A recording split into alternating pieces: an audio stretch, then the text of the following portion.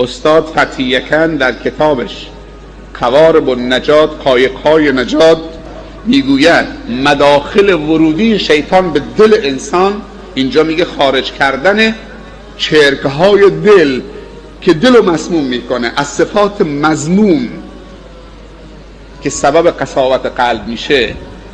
میگه 7 است. الکبر، تکبر، اگر بر دل مسلط شد خلاص.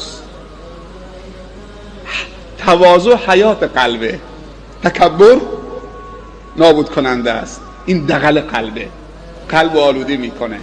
تکبر تعریفش چیه؟ تحقیر مردم و رد کردن حق. این تفسیر حدیث پیامبره. بطر الحق و غمط الناس.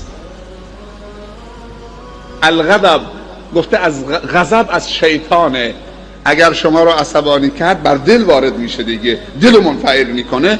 بلا فاصله برو وضو بگیر، چون شیطان از آتشه و آتش با آب خنثی میشه و بهترین عامل خنثی کننده غضب وضوست و جابجا شدن و استغفار کردن از اون حالت. و در حال غضب و خشم هیچ موقع تصمیم نگیر و تربیت نکن. 3 الحسد، تمنای زوال نعمتی در برادری. اگر اون نعمت زائل شد تو خودت هم بی نعمت میشید، بلکه بگو خدایا به اون دادی برکت در زندگیش بنداز، در نعمتش، به منم از خزینه خودت مثل اون بده بدون که از اون کم بشه. چه اشکال داره اون داشته باشه تو هم داشته باشی. از شهوت علما میگن 3 تا شهوته. شهوت نفس، هرچی چشم ببینه دلم هوا میکنه، این مال من باشه، اون مال من باشه، اگه این مال من باشه چقدر خوبه، اگه این بوتیک مال من باشه، این ماشین مال من باشه. شهوت البطن، شهوت شکم، دیگه خودتون میدونید شهوت شکم یعنی چی. و شهوت الفرج، شهوت شرمگاه، نه اون شهوتی که با ازدواج و در مسیر خودش قرار بگیره. این چند تا شد؟ 4 تا. بخلم بر دل وارد میشه. الشیطان یعدکم الفقر، میگه اگه انفاق کردی فقیر میشی.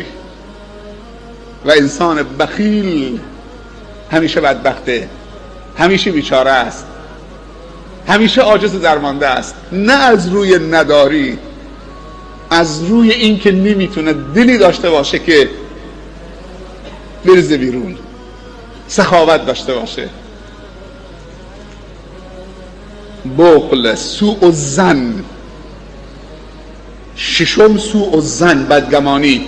پیامبر صلی الله علیه وسلم میفرمایند هیچ خیری معادل این 2 خیر نیست، حسن الظن بالله و حسن الظن بالناس، و هیچ شری معادل این 2 تا شر نیست، سوء الظن بالله و سوء الظن بالناس.